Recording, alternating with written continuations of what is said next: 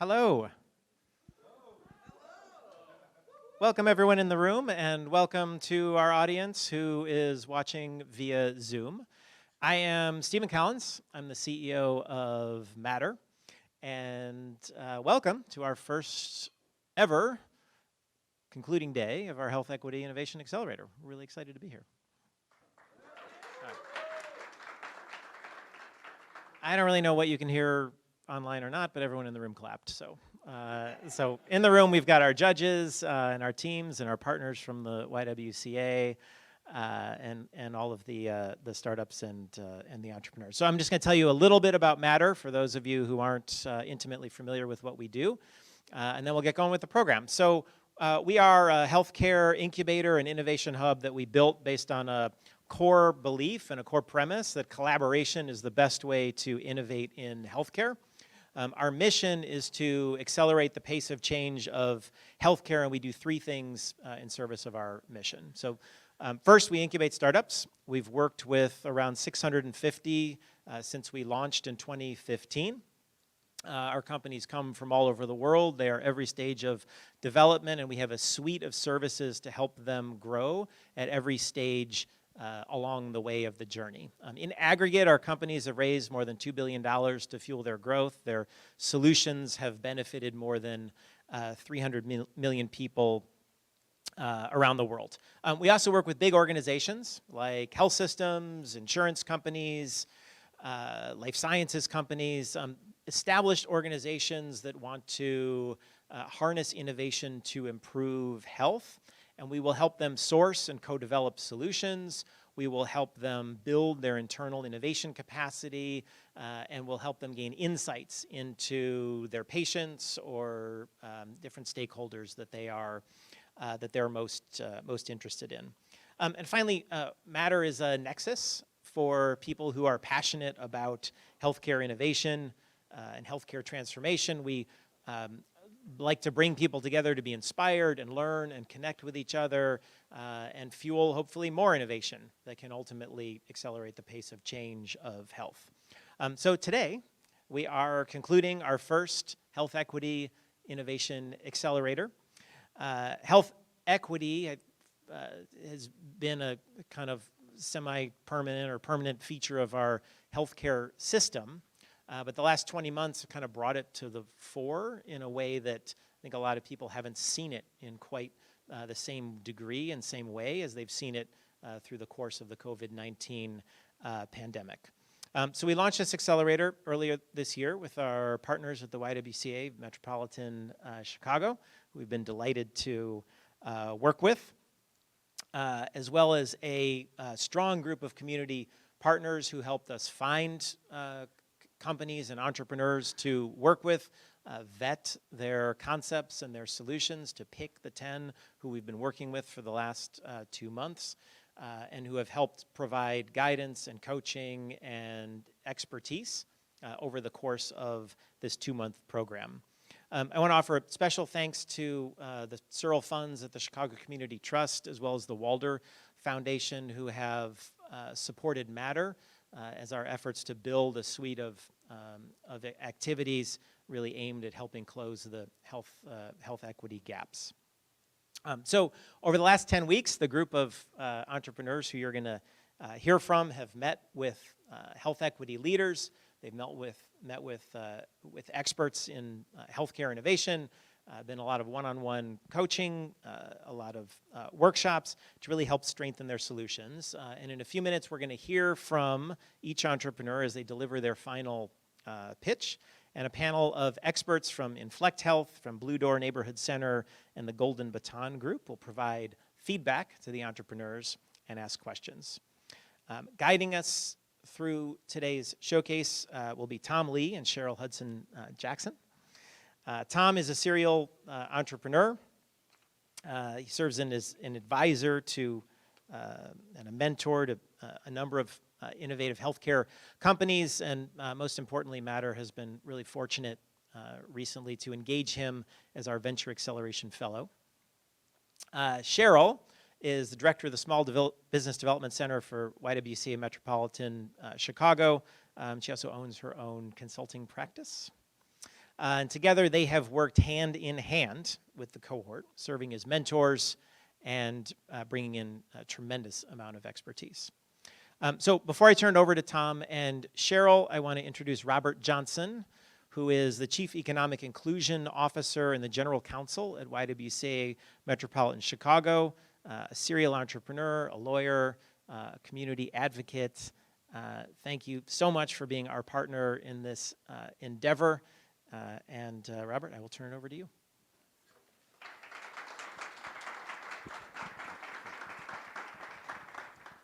Thanks, Steve. And I want to give a warm round of applause in advance for these amazing entrepreneurs that you're about to hear from. So if you could.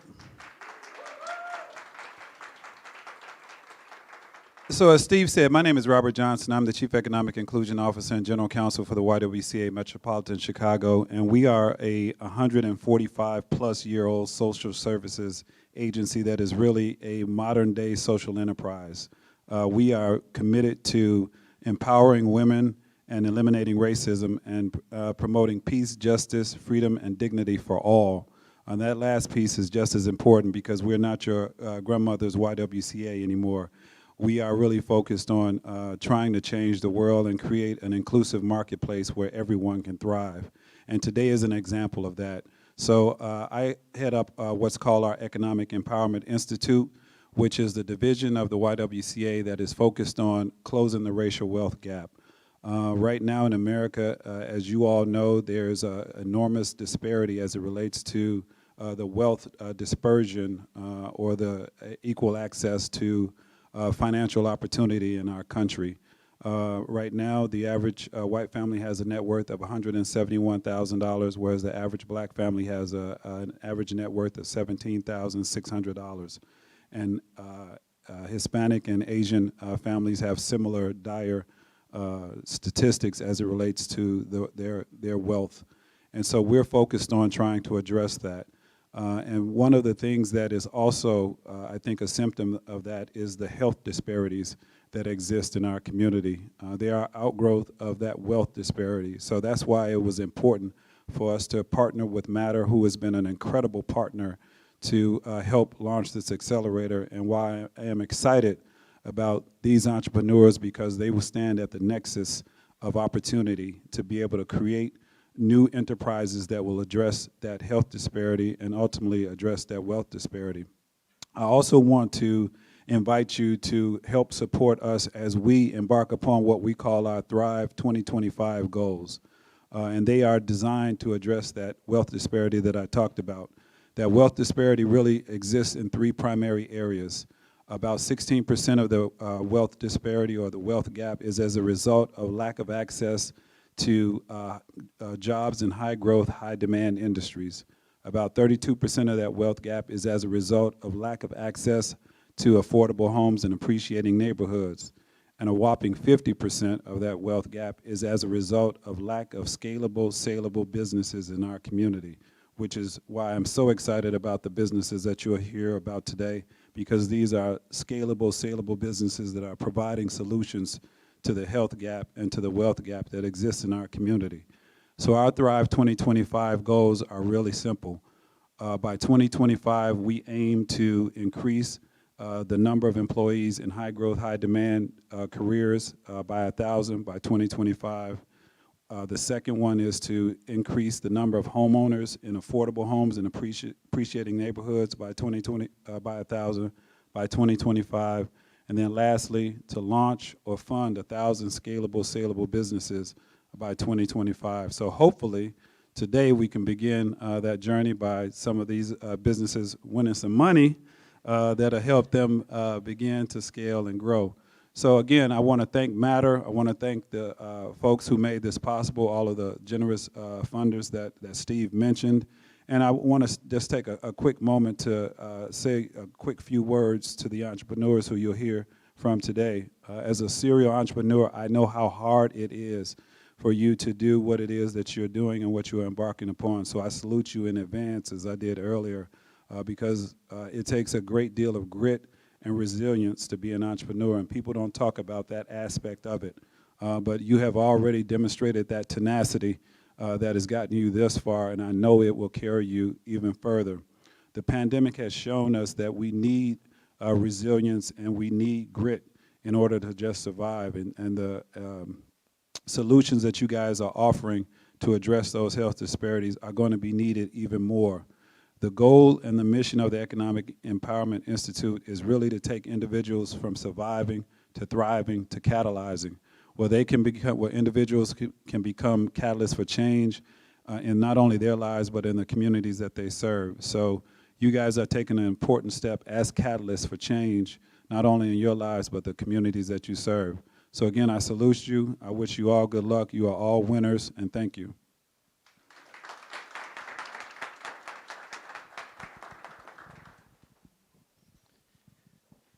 So thanks, Stephen and Robert. Cheryl and I are just delighted to be here and happy to support our companies. So before we get started, we wanted to introduce our distinguished panel here. They'll be providing feedback and asking some questions after each presentation.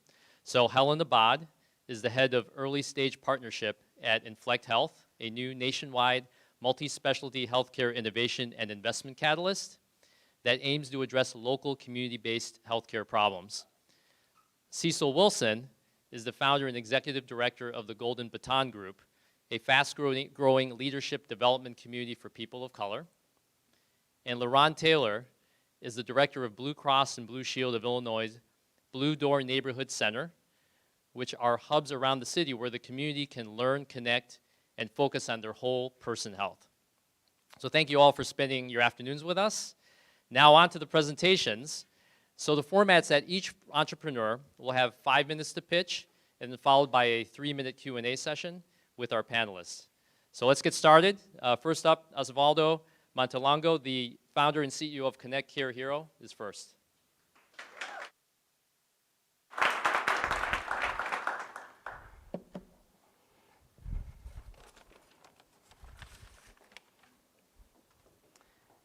Hi, me and my dad, Abraham. He is from Mexico, San Luis Potosí, Ciudad Valles. And our story started a long time ago when my dad had me at 57 years old, and in my early 20s, I had to move my dad into a nursing home because of his advanced dementia.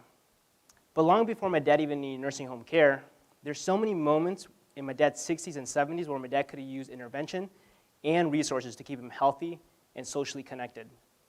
And unfortunately, my dad's doctor wasn't able to catch this silent disease. And to put it in my dad's own words, he didn't like to talk about this kind of stuff with him, end quote, AKA that he was becoming socially isolated.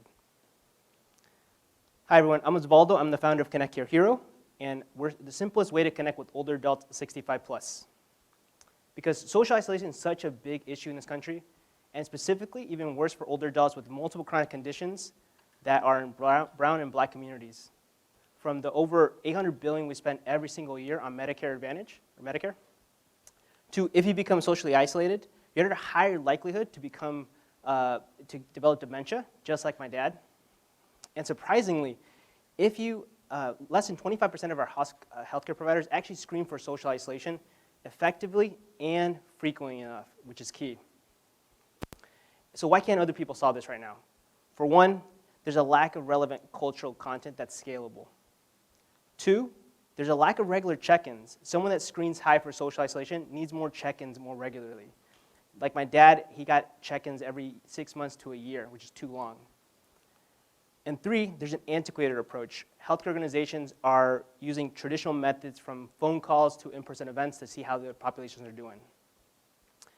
That's why we're creating the masterclass for older adults 65 plus, where we provide culturally relevant programming for populations while also assisting organizations with wellness checks more frequently.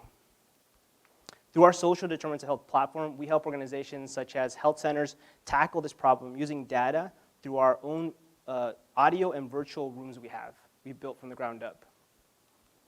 And what makes us unique in this space is that we have over 20 unique categories on our platform, from mariachi classes to cooking shows that are Afro, Latin inspired, even guided tours of different cities, all live, driving engagement. And we cover 9 different languages, and for older adults that don't have access to internet and video, they can access our programming for our audio content only. And no matter who you are, we have a solution for your population. So whether you're a high-tech older adult that knows how to use email, video, or whether you're an older adult that doesn't know how to use that medium, you can access our programming via text and audio as well.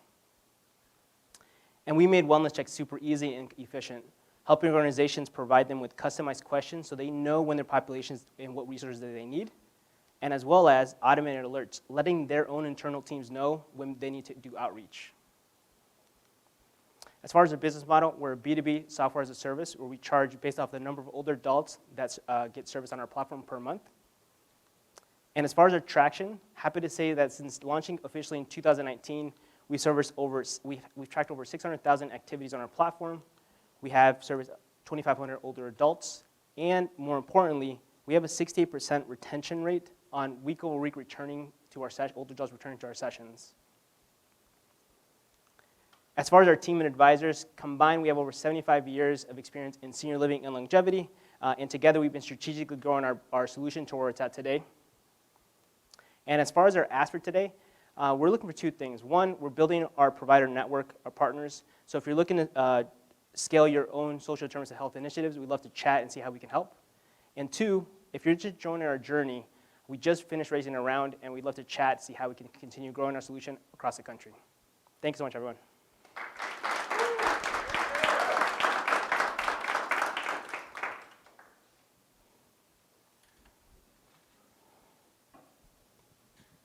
Hi. You did a great job with the presentation, and I just wanted to say your personal touch, explaining about your father and his own health progression, I think was a really nice job in explaining and introducing your presentation. Just one of the things I wanted to touch upon a little bit was the adoption rate. As you said, some elderly patients are on the savvier end, others aren't. How do you plan to kind of expand upon that? Yeah, so our adoption, we work with healthcare organizations, so we work with their populations they serve. What we do is that we offer our services to them in the sense of when they're interested in staying connected after they do a visit to their centers. We just recently did one of those exact same things with a new partner we have, where we had over 50% of their population actually want to be on receiving weekly invites to programming of their choice. So there's a need for it. Obviously, I think it's the way we do it is that we kind of start building this social trusted network and to start building that trust first from a social perspective. Great job. Can you tell me more about the network? What sorts of events or programming are the older adults participating in? And from an SDOH perspective, what connections are you making for any SDOH needs? Yeah, so from the content side, we have over 200 talents and educational leaders in our platform that provide a wide range, like I mentioned, of categories, over 20 unique categories. One of those mariachi classes, cooking shows. We have Jeopardy live sessions, magic shows, a bunch of different things geared towards the population to kind of engage them from entertainment / hobby / personal interest. From then, we do follow-up questions to see how, if they could use a little bit more help or resources. So through our platform, we provide that extra additional outreach. And then we report back to organizations, when someone is requesting that extra help. Once again, want to biggie off what she said. Great presentation, and it's so funny you mentioned this because dealing with my mom and grandma, I probably have some first clients for you. Also, you mentioned trust, which is, I think, when you're ever working with the elderly population, that's like the most important thing to them. How do you tend to build trust around the brand so that they feel more comfortable engaging? Yeah, no, great question. So one of the things that is part of our mission is kind of being that friend. And so kind of having all our vendors get to know all the participants that come to the classes that they show up. So sometimes they'll have anywhere from 10 to 50 participants, and their job is to build that trust, show that they know who Chef Mario is, who's on the video from in the earlier screen, so they can get to know, hey, it's a session from Chef Mario, and they can kind of keep coming back to it, and not only talk about the subject matter that they're interested in, but also just chat and socialize, which does a good thing for your health. So for us, that's a big thing, and all our talents and educational leaders know that that's kind of their primary focus. Yep. Thank you. Yes.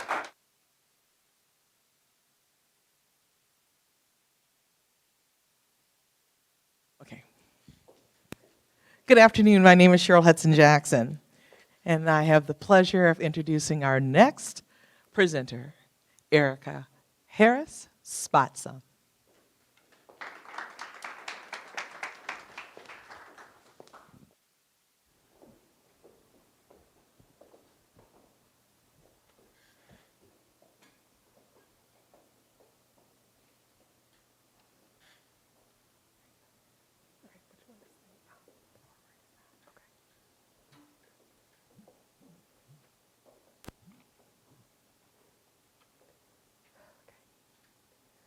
Hi, my name is Erica Harris, the founder of Spotsom. We help individuals and communities get healthy and get paid. My kids know I'd love to reward good behavior. So eat the green stuff, be good helpers, and earn a fun Friday. And when my daughter Avery went on a food strike for 2 weeks, I convinced her by eating healthy for at least that 2 weeks, she could earn her favorite pizza, and we were able to give a generous tip to the entire staff that worked that day.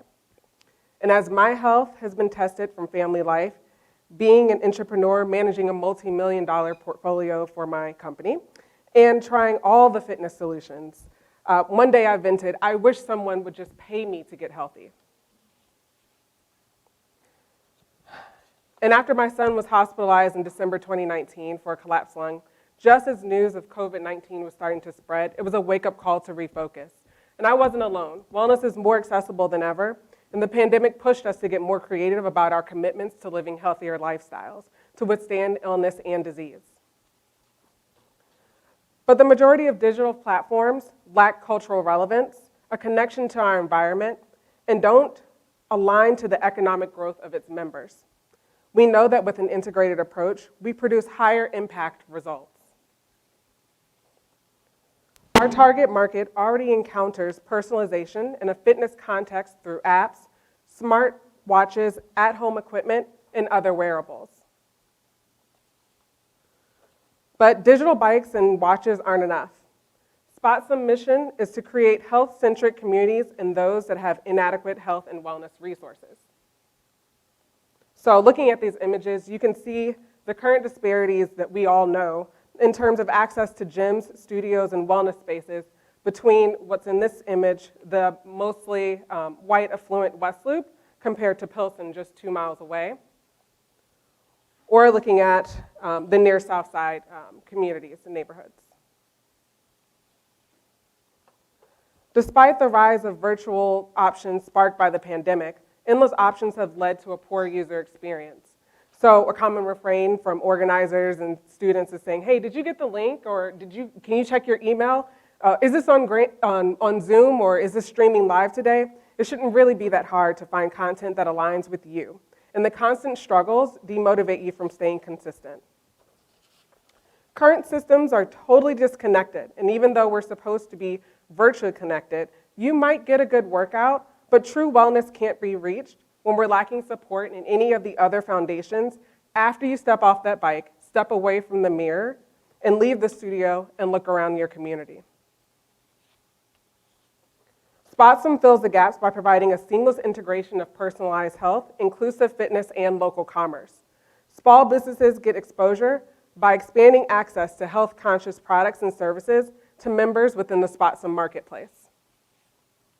Local instructors are able to bring their authentic selves to leverage Spotsom's engagement tools, giving members a diverse library of wellness content. So feel free to refer your trainer who hosts that 80s soft jazz goat yoga if that's your thing. So Spotsom members get a sense of diversity and representation to keep them motivated to achieve their goal. And so how does everyone get paid with Spotsom? So the users are completing activities and sponsored challenges for rewards. Instructors get paid based on viewership, and small businesses get to expand their customer base. Spotsom gets paid from premium subscriptions, ad, and future enterprise applications. So picture Spotsum user Alex and the brother she invited to follow her mind and body training plan, completing a 2-week challenge with a sprinkle of salsa-infused step classes, and taking the bonus points they earn to get a free smoothie from the corner cafe. Spotsum provides a recipe for a much more impactful and rewarding wellness journey. The competitors are lacking diversity and impact in their solution, and Spotsum makes it easy to use collaborative action to address unwellness around us.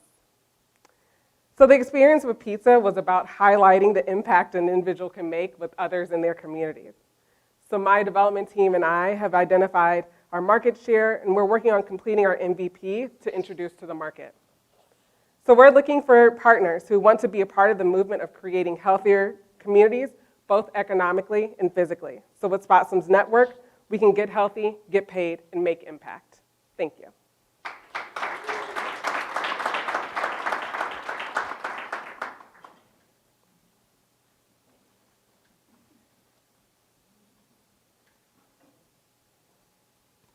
Great presentation, and I really appreciate the integration. I guess my question for you is, what do you project to be your greatest challenge with the marketing specifically? What do you project to be your greatest challenge with marketing specifically in those communities that you mentioned? Yes. So what I found, because my target markets, I'm starting in Chicago, I'm looking to launch in Chicago and Washington, D.C. And what I found is that in the communities that I want to create this network, I'm even struggling to find those businesses that are have survived the pandemic, so are still open and operating and providing those like healthier options. So while I would love to incorporate all the businesses in the community, I definitely want to start with those that are more health focused. So thinking smoothie shops, salad bars, wellness spaces, green spaces, things that, or even personal services. And so that has been one challenge of finding like businesses that are actually still open and have survived the past 2 years. Great job presenting, and I really liked your approach to a different perspective on wellness and health. I'm just curious how many companies you have currently involved in Spotsum and how the paid component, getting paid component comes into it. Yes. So I am about 80% done with the development of the MVP. So I am still looking to build my network of partners that will be placed into the marketplace. In terms of the payment mechanism, so as users are using their wearables that they already own, so thinking like Apple Watches, Fitbits, we're tracking the activity in order to turn that number into a point. As the points accumulate, then they can go and redeem their points based on the point value in the marketplace.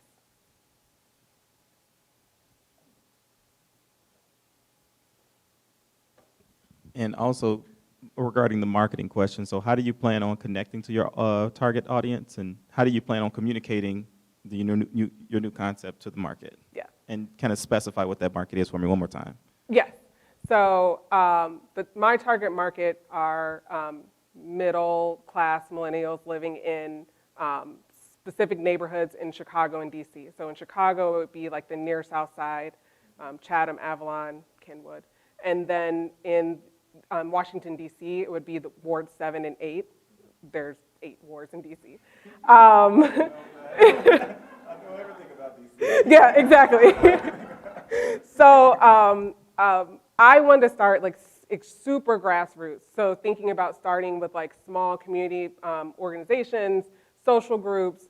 So even thinking about like membership-based like sororities, fraternities, churches, and then also looking at community health organizations and getting to their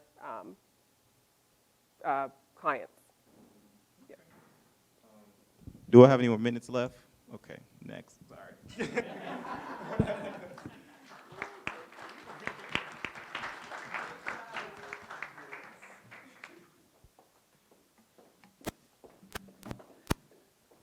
So next up is Kelly McKay, the CEO of Navigator.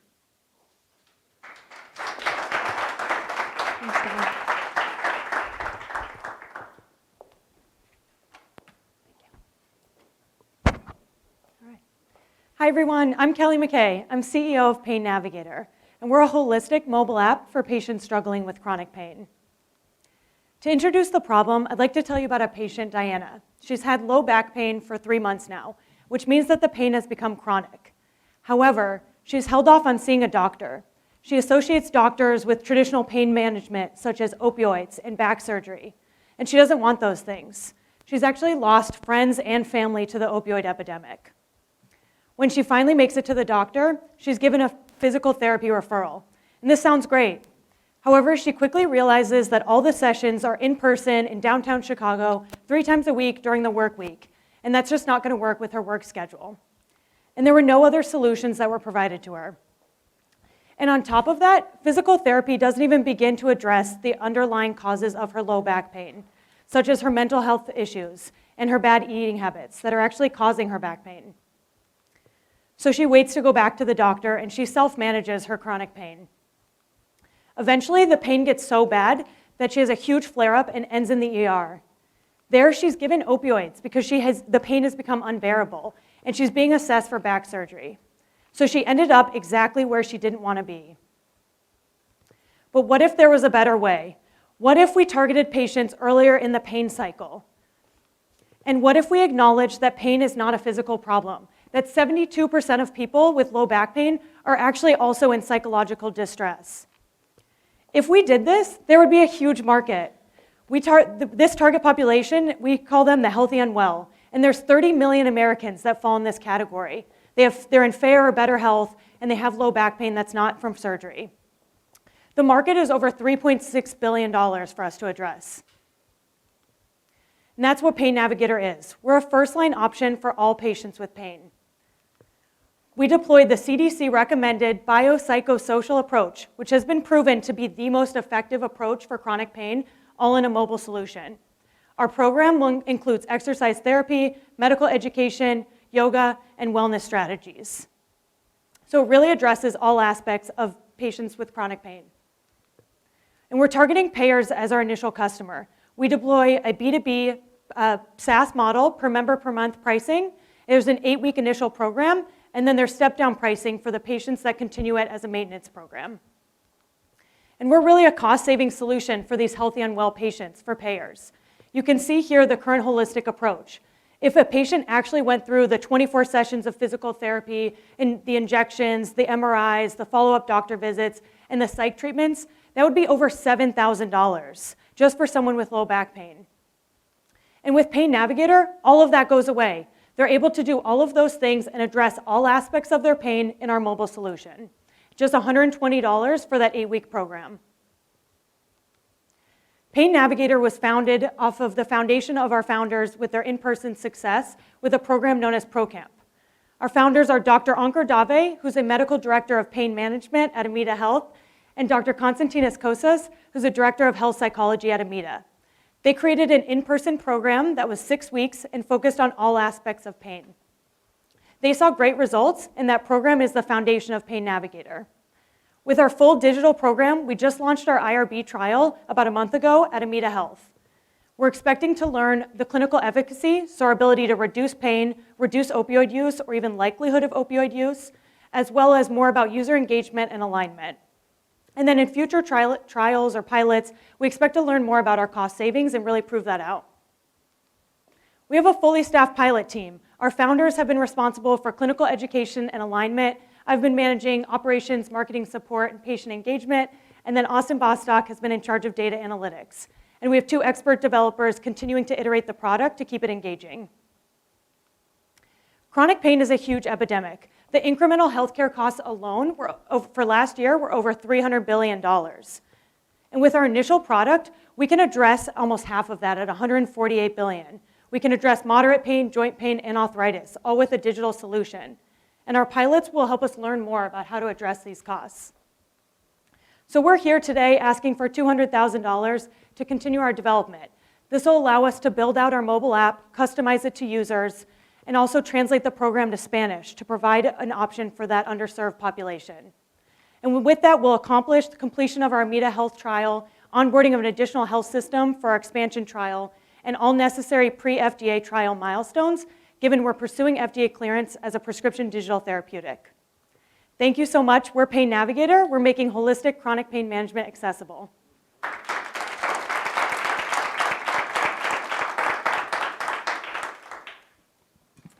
That was a great presentation. You touched upon the total addressable market and the clinical evidence part really well, and kudos on getting the IRB, working on getting the IRB approval.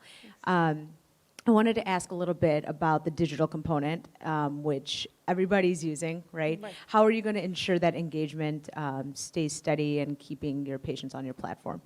Yeah, absolutely. With any digital solution, that's obviously the biggest thing, and that's what we're working through with our IRB.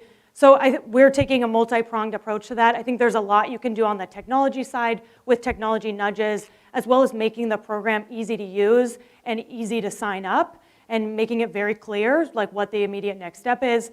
But then we also know that apps are more compliant if there's a human component. So even with our IRB, just about in next week, we'll be launching just calling our users. So we've started collecting phone numbers, so we'll make that person relationship. And in our next trial, we do expect to have wellness coaches.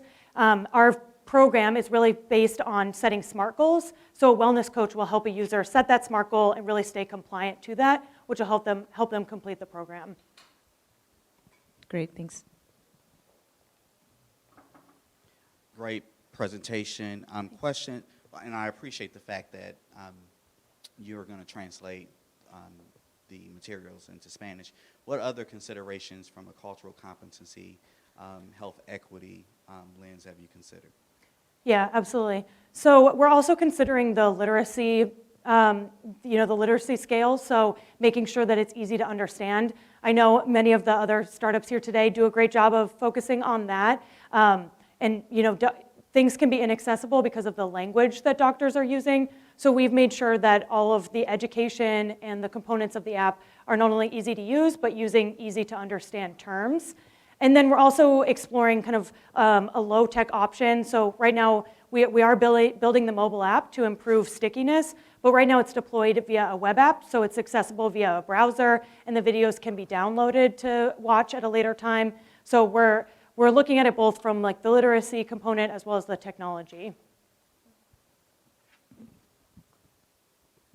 Is it on? Yeah. Once again, great presentation. My question is around scale. So how do you plan on scaling it to, wherever you want to take it? Absolutely. So, and that's why we're targeting payers as our customer.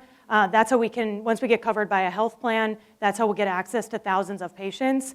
But to get there, we are going to be going through 2 or 3 pilots or research trials to really prove the clinical efficacy of this. And we think that clinical efficacy will allow us to get that coverage by the payer as we prove that it has worked for populations to reduce costs and also improve pain, reduce pain. So really the end goal for us is getting covered by a health plan in the future. Yeah, thanks so much. Thank you, Kelly. That was great.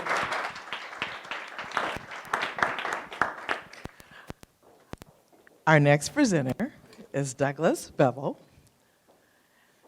of Avaria QA LLC. Thank you. I always love messing up your name. Thank you so much. You're welcome. I came to healthcare and medication adherence, thank you, from a very unusual place. I'm a dad, and when my son was 4, he got diagnosed with a rare kidney disease. All of a sudden, I had to remember all of these complicated medication regimens, and I couldn't make any mistakes either. There was a lot of pressure because he can get much sicker. And the defining moment came when he got a kidney transplant, and it was wonderful because he could leave the hospital and all the painful symptoms went away. It was just wonderful, and all that ended when we dropped our guard and did not make sure he took his anti-rejection medication. He lost a kidney. He's back in the hospital.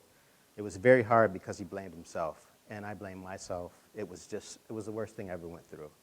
And I just became obsessed with this issue. So I'll tell you about my solution.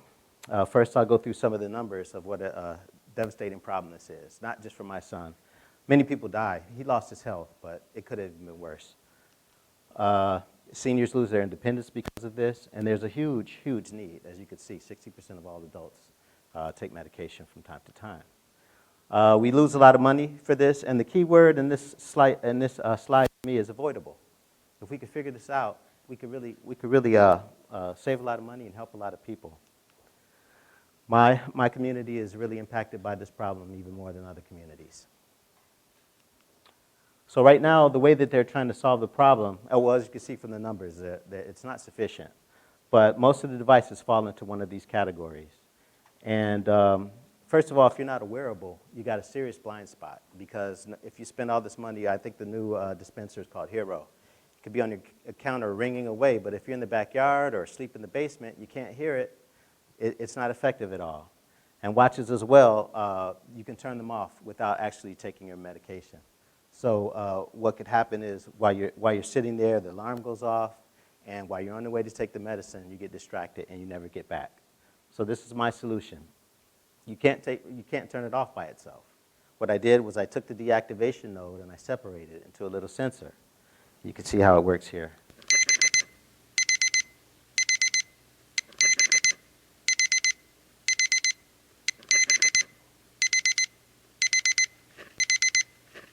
Little sensors under the cap, and that's what deactivates it. It self-verifies. The only thing that turns this off is that little sensor. And so now that we've got them so they could take their medicine, and we know they could take it, now this system makes it so you can't mix it up. We take a different colored sticker and stick it on each bottle, and when you approach your medicine, the pendant will actually talk and tell you blue or red. That's not how it's going to look, by the way, but it's just for good demonstration. The device is incredibly adaptable. It does more than just pills, like a lot of these organizers or dispensers do pills, but this one does injectables, creams, eye drops, and it can be integrated with the dispenser, and it will enhance it. Now you have your Hero, but you have your wearable as well, so you can't miss your medicine. Wow, they're going to look great.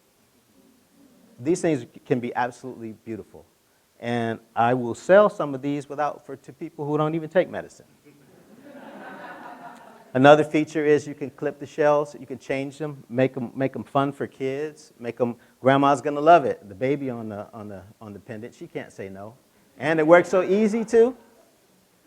It also can be worn on the wrist. We'll have an app that will give critical data. I did get a patent for this. And once we get the data that substantiates the efficacy of the product, we'll have a lot of options as far as this patent and the whole world of these type of products. This is my ask. I need money to get these on people's, where's the camera? I need money. I got to get these on people's necks so we can really get the data and really prove how well these devices will work. I'm also going to need help building a team. To get something like this to fly, we're going to need the right people. And I'm really excited, and I really want to thank Matter and the YWCA for giving me this chance to talk to you and show you this wonderful product.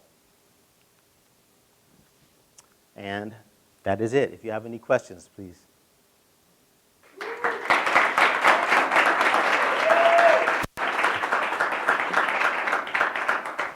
You got any brown ones on you by any chance? Everybody, that's the... Look, I already got the water. I just need to feel. When people hear this, I always get that. Where can I get one? My mom needs one. Yes. So it's a great product. And the thing I like about it is people can see. It's pretty practical. You can see how it will work. Yeah, and I love how you converted your story, how you had that experience. My question was around current traction. So, where you are now when it comes to the numbers on how many people starting to use it, and have you started getting feedback from them yet? The furthest that I've gotten is I made a very rudimentary prototype that does work very well.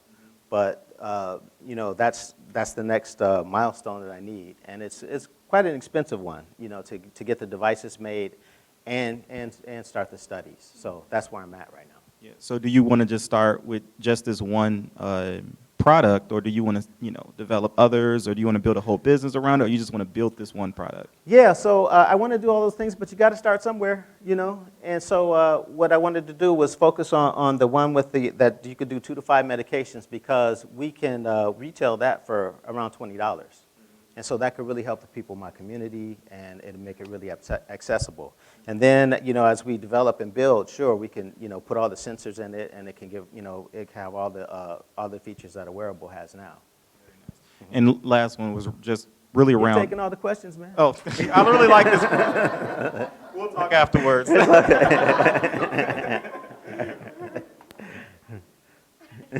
He is hilarious. That was a great story, and your perspective as a dad obviously shines through. Really innovative solution. I like your approach to the self-verification of medicines. So right now you're going to focus on the direct-to-consumer. Do you have another kind of business strategy you're looking to do? Yeah, so that's the thing about it. It's so many different ways to approach this, and so what I wanted to do was actually build a team and get the people who really have the experience and knowledge and let them kind of guide me. I'm really more of an expert on medication adherence itself and this device, and so I'm going to rely on smart people like Cheryl and Tom to really, you know, kind of help me navigate through that. Great job. All right, thank you.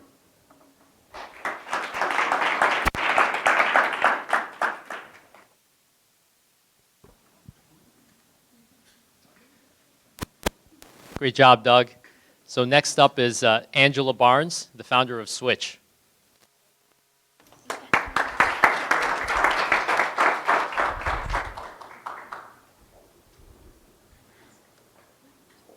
which one advances? That one?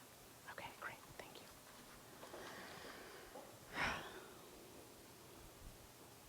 Hi, my name is Angela Barnes, and I am the founder of Switch, Sustainable Wellness Through Innovation, Technology, and Collaborative Health. I was born and raised here in Chicago on the South Side, and I still live on the South Side. So I can tell you that unfortunately, I know of the health inequities and disparities that exist within this city firsthand. I've also served different organizations for over 20 years that are trying to bridge the gap, that are trying to meet the needs of underserved communities. Chicago needs healthy and well neighborhoods, but that's a monumental goal, and one organization and one solution isn't going to get us there. And that's why I founded a nonprofit, Switch. Switch is a tech innovation collaboration platform. It enables health and wellness solution innovators and providers to engage with the other critical stakeholders in the healthcare ecosystem.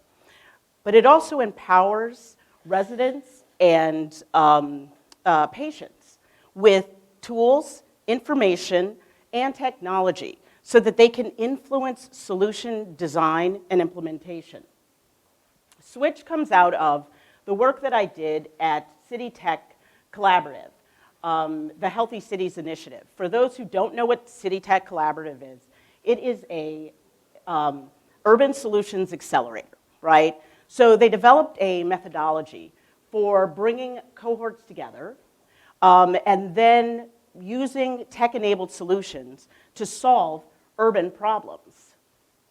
Our initial board and our advisors consist of Brenna Berman, who is the CEO and founder of CityTech, as well as the former Chief Information Officer for the City of Chicago, and Dr. Tracy Beck, who is a noted urologist and a passionate advocate for community health. So let's jump into what the problem is. The problem is that solution innovators and providers really do struggle to connect to these other players within the healthcare ecosystem. And that's true whether or not it's an individual entity or if it's a captive innovation center of, say, like a healthcare system. So what does Switch do? Well, Switch brings all of those parties together through guidance, through curated, facilitated engagements, and then also through participation of patients, through specialized user-facilitated testing, so that those users can actually be a part of the development and design of solutions. Here's how it works. Switch will take its partners through these three steps: opportunity discovery, solution definition, and solution implementation. The outcomes are the ones listed. So I'm going to take you through an example. The digital provider at OSF Healthcare developed OSF Community Connect, OCC. OCC is a digital software platform that was designed to help healthcare organizations build better care plans for patients. It's currently in use in 14 of its hospitals, OSF's hospitals, and their goal is to implement it throughout Illinois. So how do they do it? Switch would bring together the necessary strategic partners and take them through these 3 steps. Then determine how we could pilot that in either a standalone hospital or another healthcare system. The success of that pilot determines how to market and scale the OCC platform. But at the center, and this is what I want you to remember, is the resident and patient engagement methodology. It's critical to get the feedback of what the needs of these communities are so that you're not designing solutions that people don't need and haven't had a voice in determining. As well, there is the diversity, equity, and inclusion overlay that we target the analysis of what the solution is. We currently have 3 committed strategic partners, over $100,000 in funding, and what we want to do is to get more funding so that we can scale and build out 5 additional data-driven solutions for the community and hire a project manager as well as a resident and partnership engagement director. Thank you.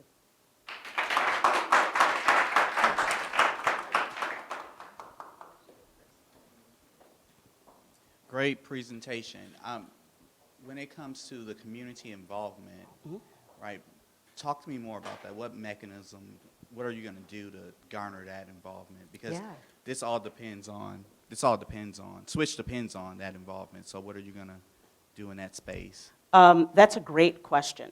And the answer is that we are leveraging what is known as the CUT group, which is a civic user testing group of individuals that are predetermined, right?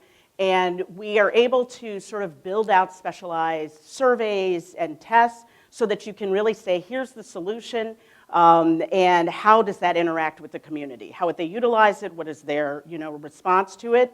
Also, the community is paid for their involvement. So people give their time, and you want to make sure that they're compensated for doing so.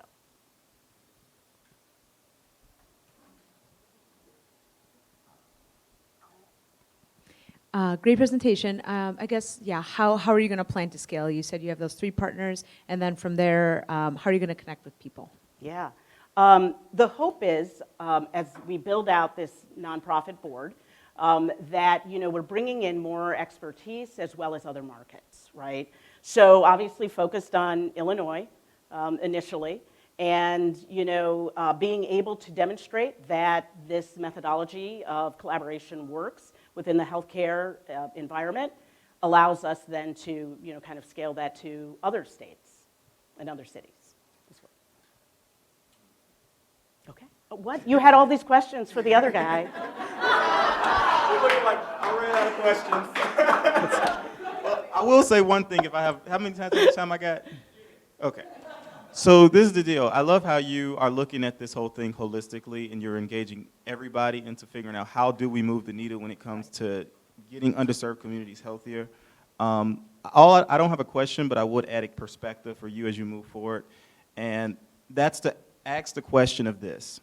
Health is not a goal, it's a value. In underserved communities, we don't value health. So, or not everybody, of course, but that becomes the question. How do I change the way people view health? And that makes them more engaging to do the work necessary to get closer to that healthy lifestyle. But I will say, and it's not just you, you have large organizations who's asking that same question. How do we change the way these communities view their health? And then the work behind that can get started. So that's all I got. It's perfect. Thank you so much.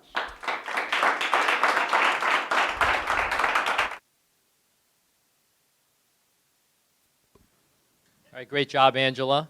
We're going to take a break now. We'll come back at 3:10 Central Time. Stay tuned. We're only halfway through. Really appreciate everyone's support here. The panelists have been fantastic, and we'll see you at 3:10. Thanks. Ladies and gentlemen, we're about to start. Please come on back in and take your seats. Thank you.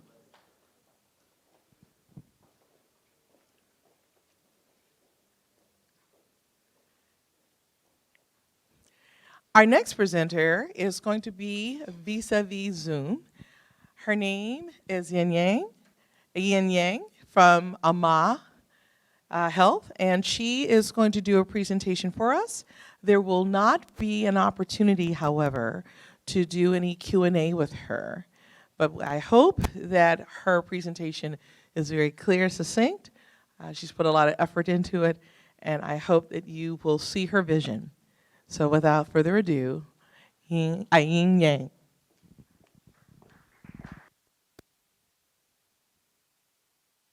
Hi, everyone. I wish I could be there, joining you guys and cheering for my fellow founders.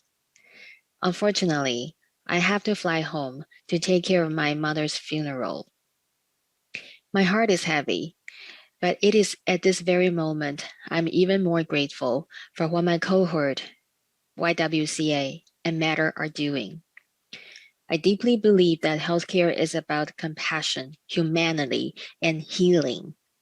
And equitable healthcare is something that everybody should enjoy, no matter who they are or how much they make. Thank you for this opportunity for us to share our innovation ideas. Please reach out.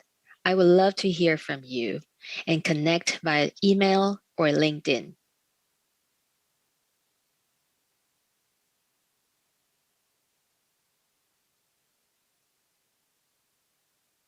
Hi, everyone. I'm Ian Yang, founder and CEO of Avaria Health. This is me and my grandma, or Ama in Taiwanese. When my Ama was diagnosed with type 2 diabetes, my family had a lot of questions, but the doctor didn't like questions from the layman, and some family members also believed that we should behave and just listen. Unconvinced with her diagnosis and treatment plan, my Ama self-prescribed bitter melon tea and rice porridge, which actually kept her blood sugar high. When she finally returned to taking her medications as prescribed, her health had worsened. For years, the medical system was engineered to train the humanity out of healthcare providers so that they could stay professional when treating patients. When healthcare providers do not engage the human side of a patient, they fall short in treating the whole person. And this problem is especially severe in chronic conditions management, where most of the care is done outside the hospital. In the US, every 1 in 2 adults has chronic conditions, and a high percentage of the patients do not adhere to their medical advice. Additionally, type 2 diabetes, hypertension, and high cholesterol disproportionately impact minority populations. Even when a patient or a provider remove their language barriers, the adherence rate does not go up. As a former medical interpreter, I know the frustration firsthand. Our providers are ill-equipped to communicate for behavioral change. Avaria Health injects behavioral science and persuasion models to strengthen healthcare providers' superpower in clinical communication.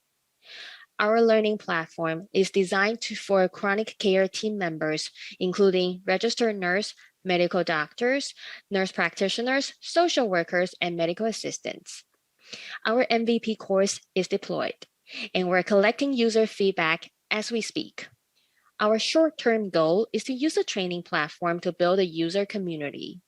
In the midterm, we inject informal training in the workflow through EMR integration. In the long term, we automate dialogues and coaching content by using behavioral models and natural language processing. For our revenue streams, we are now approaching freelancing nurses who charge for their patients-facing services. We're also approaching licensed clinicians to help with their CE credits. Later down the road, we make institutional sales to organizations that want to keep their patients out of the hospital. In the continuing professional education market, AMA Health hits on every single category in user benefits. The runner-up would be Grammarly. Although their AI-powered platform also provides adaptive coaching and task-oriented learning, they do not offer cross-cultural insights or health communication content. I have a Master of Science graduate degree in Health Communication from Northwestern University. I also have a Master of Arts graduate degree in Translation Studies. The individuals you see here in green are our researchers for an NIH SBIR grant application, where I served as the principal investigator. Dr. O'Keefe here is the persuasion guru in health communication. Dr. Liz just published another paper in the Journal of American Medical Association on primary care innovation. Dr. Rosa Rios and I were co-investigators on a clinical study on how cultural beliefs impact medication adherence. What we are seeking today is $275,000 to accomplish tasks listed here. We also enter talks with an angel as of now. The recognitions you see here are from an MVP user, Blue Cross Blue Shield of Illinois, and NIH. Additionally, we are so glad to have the CEO of Community Health to join our advisory board. Looking back at my own AMAS journey, I believe better health dialogues could have saved a lot of headaches, heartaches, and even money. AMA Health is on a mission to enable better dialogues for health, no matter who the patient is. And you are invited to join our mission. Please reach out if you would like to inject funding, try our MVP product, or connect us with another health center. Thank you.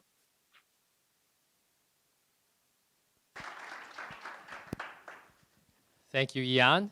Next up is Cheyenne Mashatian, the CEO and founder of Silverberry Genomics.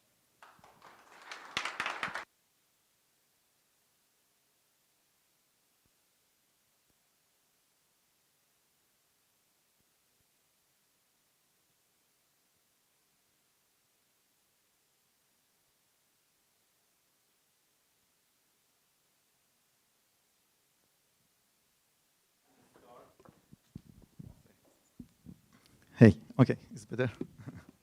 Yes. Okay, you need to restart that. every second counts, right? Okay, ready? 3, 2, 1. Okay, I'm just kidding. So, how many times we really feel motivated to restart our exercise routine or have a healthier lifestyle? You go online, and hours later, you find yourself scrolling up and down, looking for that perfect recipe or exercise, or which of the 269 million apps or video to start with, right? And what happens to that moment of motivation? We all been there, right?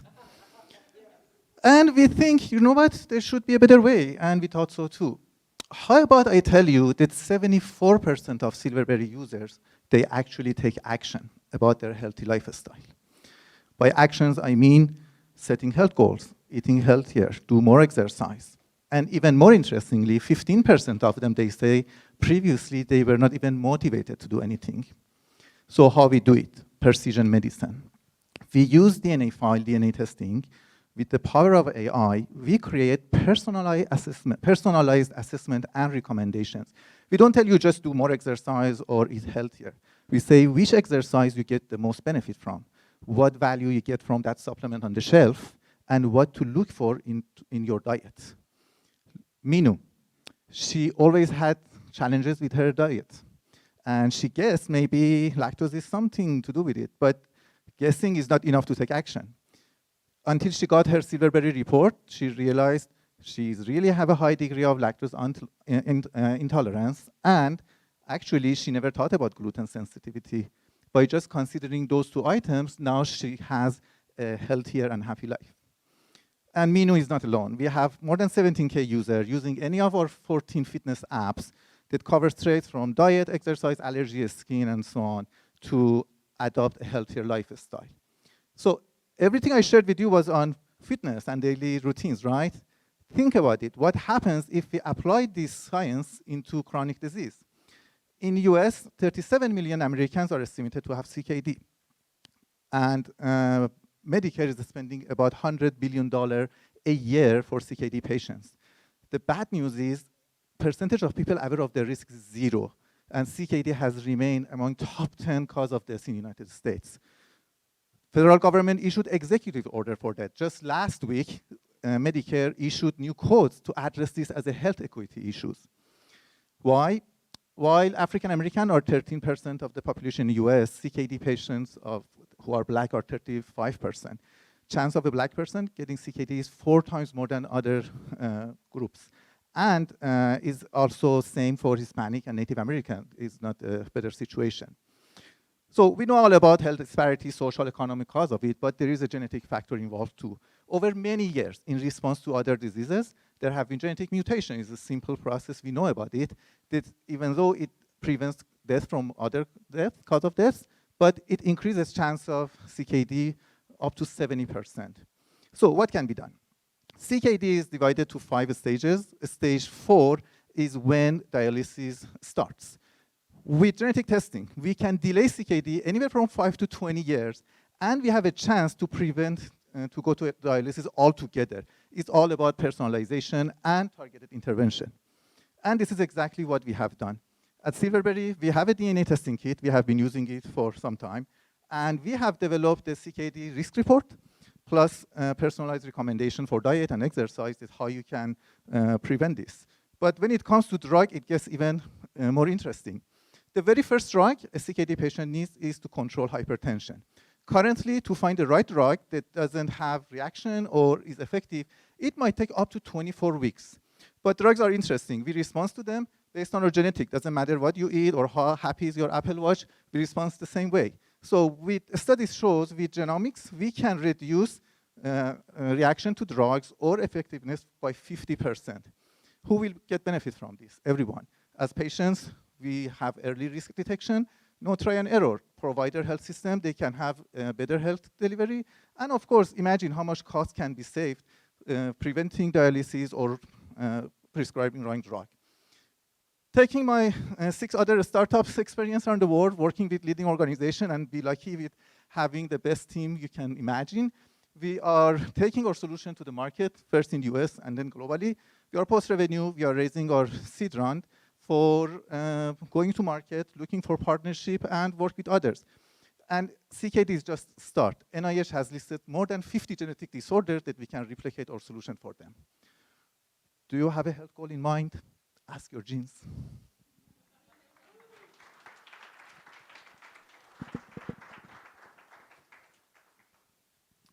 Great presentation. Question regarding the patient or after testing, how do you intend to maintain retention after the DNA testing, participation on the app?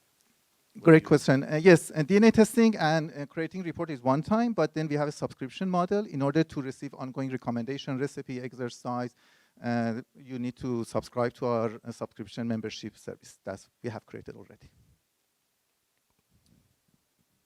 One more follow-up.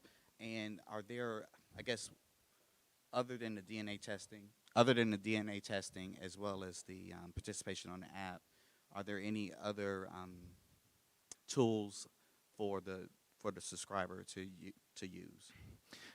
We have built it, yes, as a platform. We can integrate with EHR systems, EMR, medical records, telehealth services. So you can start from any of those point of access and add DNA as another layer to your overall health plan, or you can start with us and then get access to those services. Yes. Great presentation.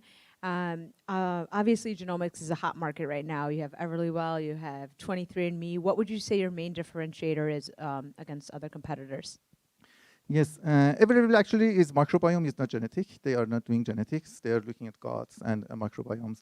And I would say we have, of course, overlap with many of these companies, but each of us are basically interpreting DNA data for different purposes. We get users from 23andMe around the clock. We have a freemium model. You bring your file, and we give you some reports for free. And then it's interesting, every year when there are a lot of sales about these DNA kits, people buy them, give them, and then after a month or 2 months playing, that they are surprised, I'm from Middle East, you're from Europe or somewhere, then they bring their files to us to get more result from it. The area that we have focused, we don't see any other companies specifically looking into it because it's basically complex. We have computational biologists, nephrologists, pharmacists, MDs, so it takes a lot to put the right team together, and of course patent and stuff is different. But our biggest competition is misinformation. We see a lot of resistance about DNA testing and privacy concerns and what is told outside. So the best thing we can do is do more. We find ourselves doing a lot of education work, in parallel with scientific work.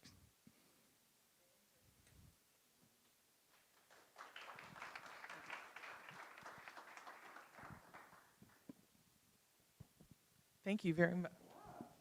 Thank you very much. That was very good. Thank you. I'd like to bring to you Natrina Kennedy of the Women's Health Initiative.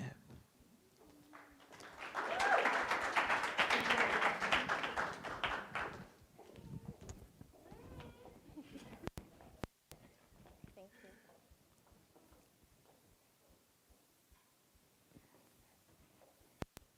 On January 11, 1995, a baby girl was born to a single teenage mother at Cook County Hospital in Chicago, Illinois. Approximately a year later, was sentenced to 22 years in prison. She was raised on the south side of Chicago across 5 different neighborhoods, all of which is comprised of no investment and lacks resources. She went on to break generational curses by becoming the first female in her family not to have a child before the age of 18. And to successfully attend college, specifically at a predominantly white institution. While in college, her family became homeless. During that time, she couldn't afford her studies, and the alumni university went on to pay part of her tuition. Because of this, she was able to continue her studies, graduate college, and eventually go on to get her master's degree. The person I'm speaking about is myself. This story belongs to me. Hello, everybody. I am Natrina Nicole Kennedy, and I'm the founder and CEO of the Women's Health Initiative, which is a 501c3 dedicated to decreasing health disparities by tackling racial, social, and economic barriers to health. Although I am educated, in the last 5 years, I have received 35 doctor's appointments, experienced 40 labs, and even had a brain CT scan, all of which, if you ask my doctors, is due to my health outcomes and poor stress management.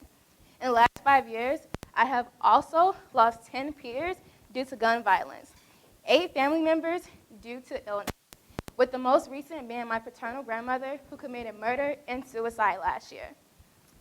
All of these things affect me every single day. And like me, Black women have similar experiences in the community. This is why I am hoping to address chronic stress caused by intergenerational that impacts Black women. To start, because I'm a data geek and a public health professional, I'd like to share a few stats for your review. In Chicago, women report higher rates of psychological distress and depression in comparison to men. In Chicago, also, for those living below the poverty level line, they are 2.5 times more likely to have more mentally unhealthy days in a month. And on the far south side of Chicago, where I'm from, in the 60628 specifically, women represent 16% of single-family households in the entire city. And more importantly, I'm horrified to share with you all that the income rates for this zip code is more than double than the rest of the entire city. We know that the quality of life impacts the quantity of life. Why are we still seeing these same issues? In the 60628, the life expectancy is 7 years lower than the rest of the entire city. Also, for those who may not know, 80% of our health outcomes happen outside of clinical care, and they're due to social determinants of health such as income, education, employment, family and social support, and even community safety.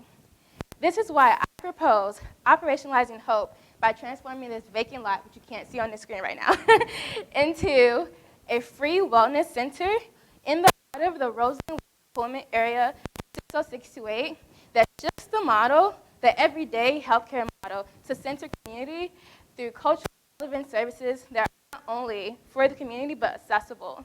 Specifically, when polled, 70% of women said that a center as such they believe will improve their overall wellness and well-being. Also, the idea here is to elevate community healing. The goal is to move people from a state of survival into a state of thriving through community healing. If you can see these renderings behind me, it is a floor plan of the center that I hope to build. It includes services that include one-on-one therapy sessions, movement therapy, massage therapy, yoga therapy. It also includes community classes, specifically community healing classes such as breathwork sessions, community healing circles, and even a tea cafe. I'm selfish, I like tea. I hope that after listening to my story, seeing even the center, you all will be compelled to help people like me, specifically by giving us money. Money to help get this off the ground and bring it to fruition. This is an operating $500,000 a year. Finally, I would like to say thank you to YWCA of Metropolitan Chicago, Matter, and of course the community, and then you all for listening to my story and allowing me to be authentic today. Thank you. Girl, what kind of tea you drinking? That was amazing. Thank you. Whatever tea you drinking, let me know, because I need some of that. Thank you. Oh my God, I am so inspired by you. So I didn't forget my question. I am blown away. That's amazing. You really touched some of the big points that is really in the community. So let me ask you this. What are some of the challenges that you're currently, so where are you at now in your journey, and what's some of the big challenges that you're facing? And I think that's a good start for now. Let's just get the challenges first. Yes, absolutely. To start with where I am in my journey, I like to consider myself still a startup because I'm not only am I a nonprofit, but I started this fresh out of undergrad almost 4 years ago now. And so the biggest piece for me as far as where I am now is I have a pretty solid backing from community members, from my city, from my neighborhood, but also trying to get people to understand that this is our everyday lived experience and we're not just data. And bridging the gaps between community and systems is huge. And so the community will tell you exactly what they need and want to make them feel better, to give them greater health outcomes. But we need the support from the larger systems to understand that this is real. Racism is real, how we live is real, and we are in a constant state of survival. That's all I got. I got you. That was a great presentation, and I think you really touched upon some really important points that are going on in our community that we see every single day, and you're trying to tackle and address these issues. One thing that really stood out is a lot of the mental health and the stress that women, especially Black women, are enduring. Have you thought about reaching out to payers and just thinking about maybe finding a way to get funding, coding, some way to make this reimbursable and get that funding? Yes, that has come up through some of the consultation that I've had in preparation for this pitch and for thinking through how to operationalize this. As you can probably tell from my pitch, it's really nuanced and it's very complex, so we need a lot of experts and people to help us move us into operationalizing it. I have considered payers, especially considering the biggest piece, if you listen to some of the services that we're hoping to offer, a lot of them are not currently billable. So for example, the average breathwork session based off of what research has shown us costs about $300 per person. But breathwork has been phenomenal for mental health outcomes. So we have considered working with payers, even Blue Cross Blue Shield and Blue Door, because they're right around the corner.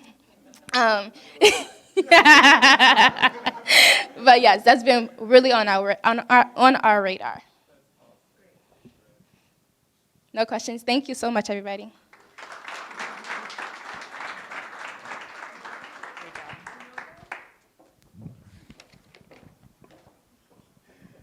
Great job, Neutrina. So up next is Corinne Vargas, founder and CEO of Smart Charts.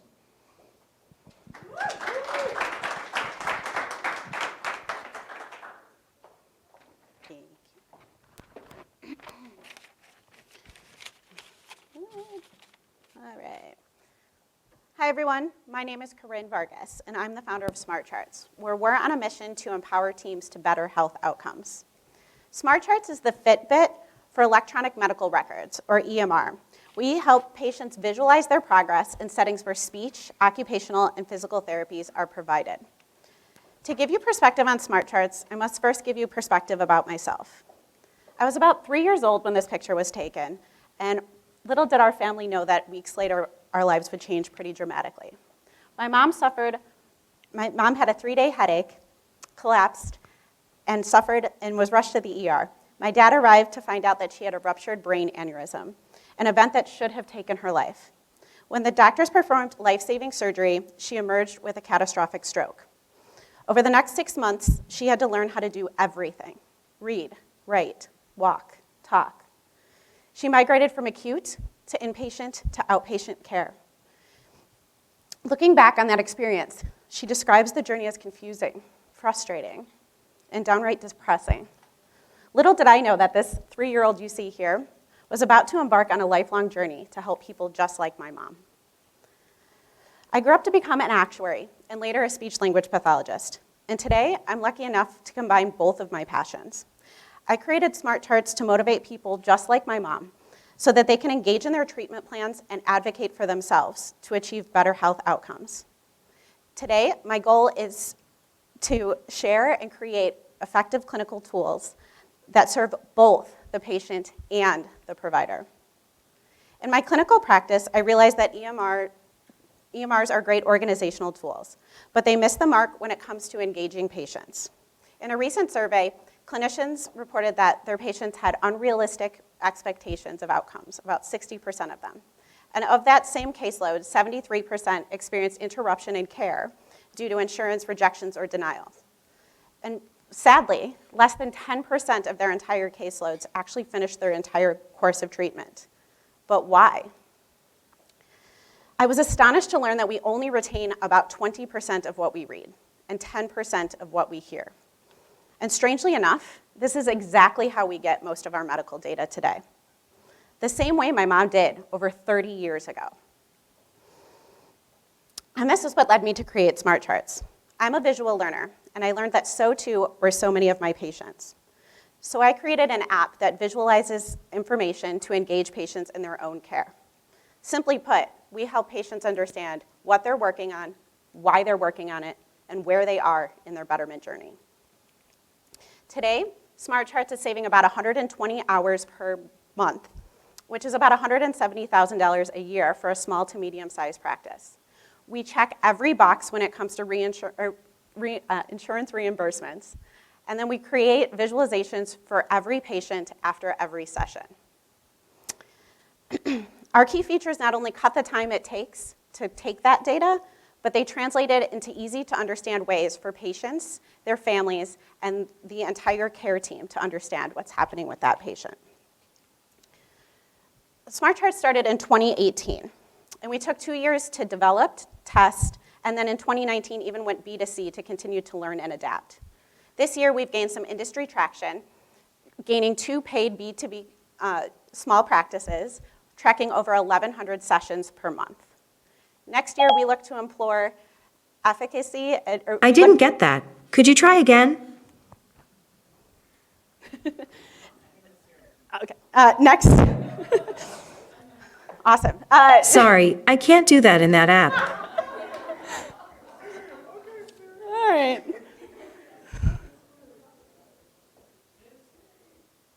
Next year, we look to engage Northwestern University to prove efficacy and speed of outcomes in clinical settings and treatment, as well as gain provider partnerships in the medium to larger organization spaces. We are a B2B SaaS platform, and we are a B2B SaaS platform that we charge providers an annual fee and then also a fee per clinician per month to continue care. The market's pretty expansive here. About $14.5 billion was spent on EMRs alone in 2019. And then another $60 billion was spent in therapeutic rehabilitation for Medicare alone. So this excludes the 65 and under population. We have a great team. John Matthews is our CTO. Ryan oversees the development team, and Catherine oversees all things social media and marketing. We're here today to ask for $500,000 to continue to develop this product, bring it to more people, grow that team, and continue to support our partnerships in research. So please help us empower clinicians to help them get better outcomes with our loved ones. Thanks. From me and Siri. Yes, you did a fantastic job navigating that. I saw the pop-up coming up here too, which is why I kept Siri hijacked it. Yeah.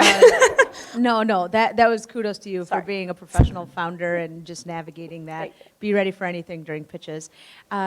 Question about the platform or the smart charts itself. Does it go on top of an existing EMR platform, or does it live separately? It lives separately and it plugs into the EMR. We take basic information from the EMR and then plug in the appropriate clinical data back into the EMR. So it's a very simplistic, very easy transition between the two. Great presentation. Question about comprehension from the patient's perspective. So are there any tools within the Smart Chart app that will assist with comprehension, understanding, and navigation? Absolutely. So within Smart Charts, actually, I didn't put up any of the kid graphics either, but it's building up different types of towers. There's balloons. For the adults, you see the speedometers to show you what you're doing on specific goals. Overall, it's interdisciplinary. So you can see what you're doing in speech as well as occupational and physical therapy.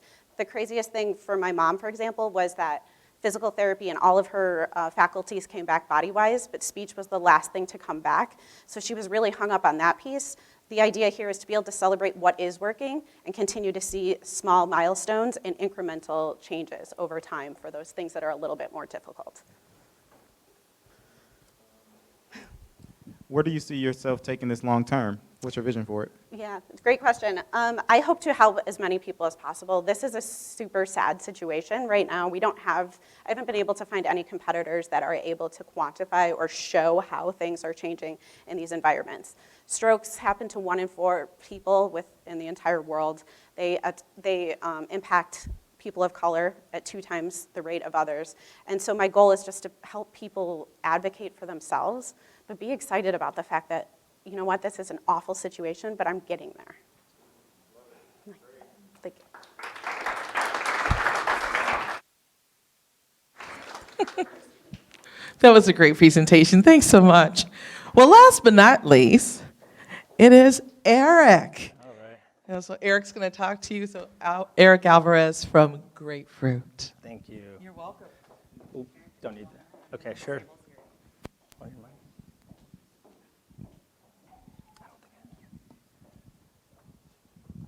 She said last but not least, but the least part, the jury's still out, so I'll let you guys decide if that's the case or not. But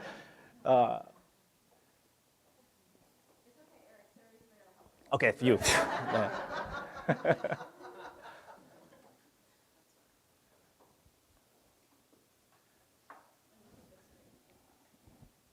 Just 18 minutes to happy hour, in case anyone's checking my time. Yeah. Don't say the word. Got it. The word. All right, well, thank you, everyone, for sticking around to the end here. My name is Eric Alvarez. I'm the CEO and founder of Grapefruit Health. And I wanted to start with a story here. It's a sad story. This is Donna. She's 75 years old. She lives in a small apartment by herself in an inaccessible, unsafe part of town. She's lonely, depressed, anxious, this is completely unacceptable. She's been serving her community her entire life, and this is her situation. I think we can do a lot better as a city and as a country. And the sad part is that she's not the only one suffering. 1 in 4 people over the age of 65 are living in isolation today. 10,000 people turn 65 each and every day, living longer and longer lives, so this number continues to climb. On the supply side, which are clinicians, we're seeing a massive shortage of those. And one of the reasons is for registered nursing students specifically, 80,000 qualified nursing school candidates are turned away each year due to a lack of capacity in these nursing programs, a lack of clinical rotations. That is also contributing to a massive shortage of registered nurses. And by the year 2030, we will be short by 1.2 million registered nurses. And these statistics are pre-COVID statistics. So all the COVID burnout, and we've all heard about these nurses that are leaving the profession, the number is going to be much longer. So how do we care for more patients with fewer clinicians? And the answer with that is Grapefruit Health. At Grapefruit Health, we do three things. First, we recruit and train nursing students to perform interactions with isolated seniors remotely. Second, we provide the technology that actually empowers those interactions. And third, we contract and partner with community healthcare organizations. So how does this work? A nursing student logs into the platform. They have a list of their interactions they must perform that week. They perform general healthcare assessments, disease-specific healthcare assessments. They make referrals to community services.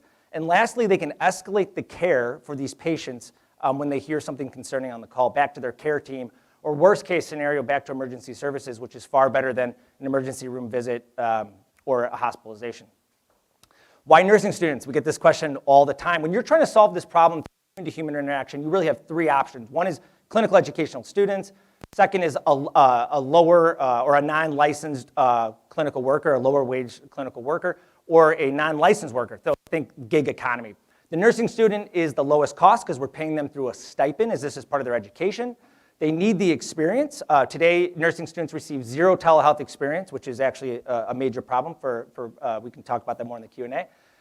They have the passion and interest and motivation. Who's more motivated than a student? They're available for hire. There's 320,000 registered nursing students alone in this country.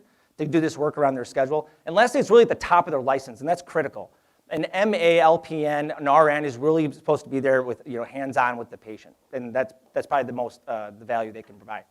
A little bit about the company. We were founded earlier this year. Our mission is to really improve the patients' lives through human connection using the most creative and scalable solutions possible.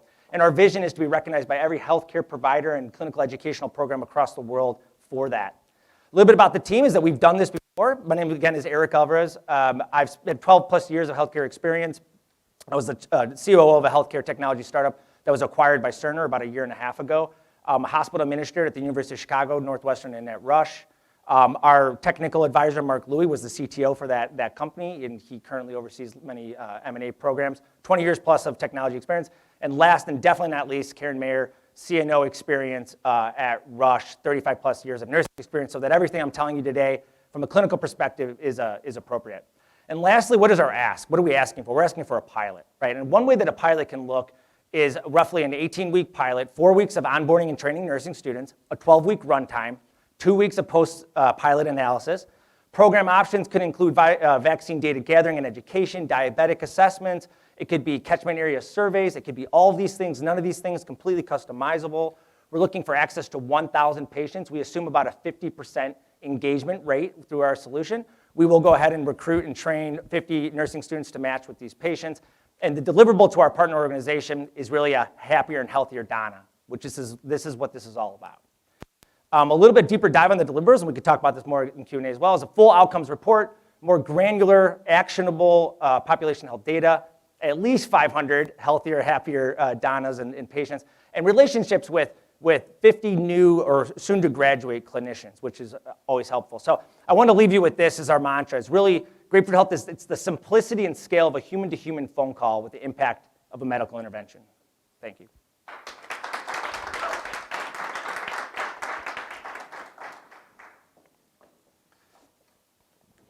Great presentation. I like how you're incentivizing the nursing students to get engaged and already try to be proactive in their career.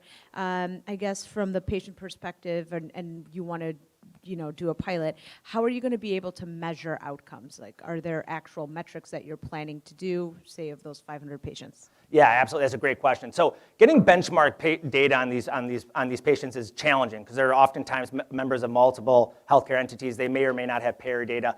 So what we want to do in the very beginning of the pilot is actually do that very first day one assessment. And that's our benchmark data. That's the hypothesis, at least. So the idea is that we get data on day one. How are they doing? Over the 12 weeks, we're referring them to community services. We're escalating care as needed. We're providing that awesome socialization on a weekly basis and just really removing that feeling of isolation and loneliness. And ideally, we're going to see the benchmark data improve greatly over the 12 weeks. That's what we would measure success. So the relationship between the nursing student and the patient, from a trust perspective, how do you see that trust-building relationship, for an older adult like Donna, you know, telehealth seems somewhat impersonal. Talk to me more about that. Yeah, absolutely. So I'll start at the end there is the telehealth, it's really a phone call. So almost everybody, you know, statistically is really familiar with the phone call part. So we're not asking them to log in or download any technology. On the trust part, we see that patients are actually the least trusting of MDs. You know, by data, and data will show us that when a physician is talking to a patient, that's the biggest gap in trust. When it's a student, the guard is much further down. I'm happy to share a report with you, but it says that there's a 25% better engagement with senior patients when it's a student in actually performing that communication. And they find it interesting. They're inspired by the student. They're curious what they're doing with their careers. And so it's a little bit of a quicker trust gap, but certainly something we want to do. Lastly, I'll say that nursing students specifically have a higher rate of being in the minority population and bilingual. And so having that, for example, if it's a Polish-speaking here in Chicago, Polish-speaking patient, we can match them with a Polish-speaking nursing student, and that helps build trust too.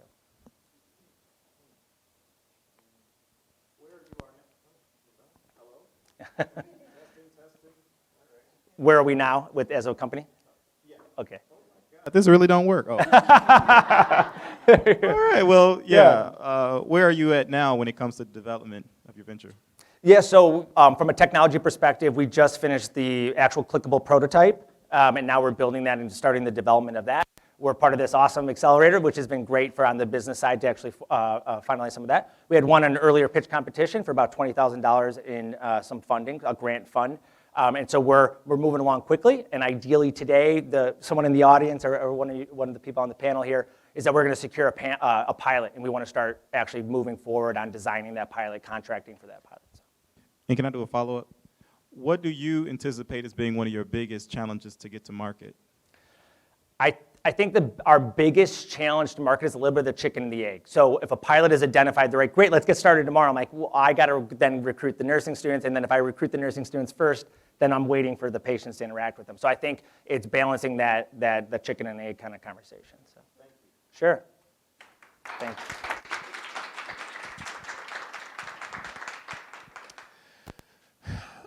Well, that's it.